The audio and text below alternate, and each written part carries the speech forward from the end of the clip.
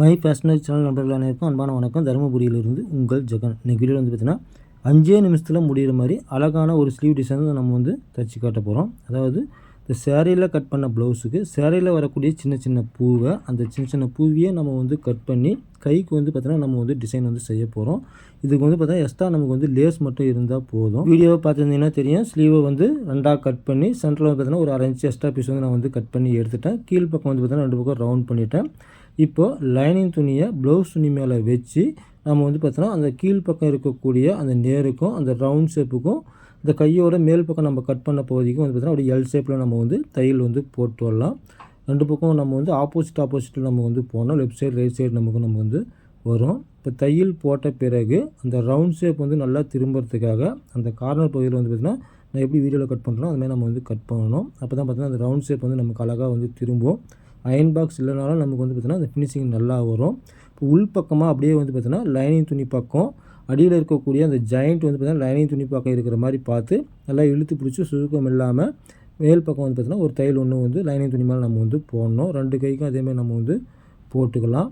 இப்போ தையல் போட்ட பிறகு மேல் பக்கம் திருப்பி அந்த ரவுண்ட் ஷேப்புக்கு நம்ம தையல் போடும்போது அந்த ரவுண்ட் ஷேப் பார்த்திங்கன்னா நமக்கு அழகாக நமக்கு வரும். இந்த ப்ளவுஸ் துணியில் பார்த்திங்கன்னா சின்ன சின்ன பூ டிசைன் இருக்குது. இந்த பூ டிசைனை தான் இந்த கையோட சென்டர் பகுதியில் வச்சு நம்ம டிசைன் செய்ய போகிறோம். அதுக்கு முன்னே பார்த்திங்கன்னா இதை உள்பக்கமாக திருப்பி இந்த லைனிங் துணி ஓரம் பார்த்திங்கன்னா ஒரு 1/4 இன்ச் அகலத்துக்கு நம்ம தையல் போட்டுக்கலாம். எப்பவுமே உள்பக்கம் போடும்போது அந்த லைனிங் துணி நமக்கு மேல் பக்கம் தெரியாது. அதனால தான் பார்த்திங்கன்னா நம்ம அந்த ஃபினிஷிங் தையல் பார்த்திங்கன்னா உள்பக்கம் நம்ம போடுறோம். இப்போ தையல் போட்ட பிறகு லைனிங் துணி ப்ளவுஸ் துணி ரெண்டுத்தையுமே பார்த்திங்கன்னா அப்படியே நம்ம ஜாயின் பண்ணி நம்ம எக்ஸ்ட்ரா இருக்கக்கூடிய பீஸை நம்ம கட் பண்ணணும். அதையும் நம்ம கட் பண்ணிக்கலாம்.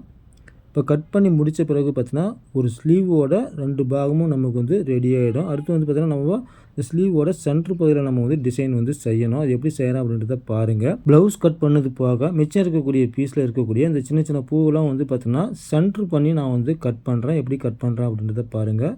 ஃபஸ்ட்டு அந்த 2 பூ டிசைனுக்கும் நடுவில் சென்டராக நான் கட் பண்ணுறேன். கட் பண்ணிவிட்டு இந்த ஒவ்வொரு பூவையும் நான் பார்த்திங்கன்னா தனித்தனியாக சென்ட்ரு வர மாதிரி நான் கட் பண்ணி எடுத்துக்கிறேன். கையினுடைய லென்த்துக்கு தகுந்த மாதிரி 4 வரும், 5 வரும், 6 வரும்.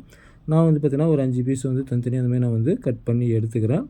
நம்ம என்ன தான் தனியாக டிசைன் பேட்ச் ஒர்க் வாங்கி செஞ்சாலும் அதை விட சேலையில் வரக்கூடிய அந்த பூ டிசைனையும் பார்த்திங்கன்னா நம்ம கை டிசைனாக மாற்றும் போதோ அல்லது நெக் டிசைனாக மாற்றும் போதோ சிம்பிளாக இருந்தாலும் பார்க்குறது நல்லாயிருக்கும், மேட்சிங்காகவும் இருக்கும். இப்போ இந்த கட் பண்ண பூவை எப்படி நான் டிசைன் பண்ணுறேன்னு பாருங்கள். ஃபஸ்ட்டு ஒரு பூவை மட்டும் கீழ்ப்பக்கம் கரெக்டாக பிசு இல்லாமல் மடிச்சுக்கிட்டு முக்கோணமாக மடிக்கிறேன். எப்படி மடிக்கணும் அப்படின்றது வீடியோவில் கவனமாக பாருங்கள். இந்த மாதிரி மடித்து நம்ம ஃபஸ்ட்டு தையல் போட்டுக்கணும்.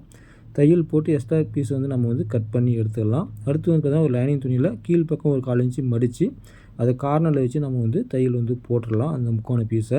அடுத்து பார்த்தீங்கன்னா அதுக்கு மேலே நம்ம கட் பண்ண அந்த சின்ன சின்ன பூவை கரெக்டாக சென்ட்ரு பார்த்து கீழே அந்த முக்கோணத்தில் இருக்கக்கூடிய அந்த பூ டிசைனுக்கு நேராக லைனாக வச்சு இந்த பிசுறு ஒரு 1/4 இன்ச்சு மடித்து வச்சு நம்ம தையல் போடலாம். தையல் போட்டு சென்ட்ரு பார்த்து 2 பக்கம் எவ்வளோ நமக்கு தேவையோ அந்தளவுக்கு கோடு போட்டு நேராக நம்ம கட் பண்ணிக்கலாம். கட் பண்ணிக்கிட்டு அடுத்து பார்த்தீங்கன்னா இந்த பூ டிசைனுக்கு தகுந்த மாதிரி லேஸ் நான் வாங்கியிருக்கிறேன். சில்வர் கலர் பார்த்திங்கன்னா லேஸ் வாங்கி இந்த கீழ்ப்பக்கம் இருக்கக்கூடிய வி ஷேப்புக்கும் அந்த சென்டரில் இருக்கக்கூடிய ஜாயிண்ட்டுக்கு எல்லாமே பார்த்திங்கன்னா நான் லேஸ் வச்சு தையல் போட்டுக்கிறேன். இந்த லேஸ் வைக்கிறதுனால தான் ஃபஸ்ட்லேயே பார்த்திங்கன்னா இந்த லேஸ் கலருக்கு நான் நூல் மாற்றிக்கிட்டேன். அதனால தான் பார்த்திங்கன்னா அந்த ப்ளவுஸில் அந்த சின்ன சின்ன பூ நம்ம ஜாயின் பண்ணும்போது அந்த சில்வர் கலர்லேயே பார்த்திங்கன்னா நமக்கு நூல் தெரியும். இப்போ பார்த்தீங்கன்னா லேஸ் வைக்கும்போது அந்த தையல் நமக்கு தெரியாது. அடுத்து பார்த்தீங்கன்னா இதை சென்ட்ரு பண்ணி நம்ம ஏற்கனவே ரெடி பண்ணி வச்சுங்கிற அந்த ரவுண்ட் ஷேப்பை அப்படியே 2 பக்கம் வச்சு நம்ம தையல் போட்டுட்டு கரெக்டாக அந்த தையல் மேலேயே லேஸ் வச்சு நம்ம தையல் போடும்போது இந்த ஸ்லீவ் டிசைன் நமக்கு ரெடி ஆகிடும். ரொம்ப சிம்பிளாக இருந்தாலும் சேலையில் இருக்கக்கூடிய சின்ன சின்ன பூ டிசைனை நம்ம கட் பண்ணி அதுக்கு மேட்சிங்காக லேஸ் வச்சு நம்ம தையல் போடும்போது ஒரு 5 நிமிஷத்தில் அழகான ஸ்லீவ் டிசைன் நமக்கு ரெடி ஆகிடும். எப்படி இருக்குன்னு சொல்லிட்டு நீங்களே பாருங்கள். இந்த வீடியோ பிடிச்சிருந்தால் லைக் பண்ணுங்கள், ஷேர் பண்ணுங்கள். மறக்காமல் மை ஃபேஷனரி சேனலை சப்ஸ்கிரைப் பண்ணுங்கள். நன்றி, வணக்கம், வாழ்க வளமுடன்.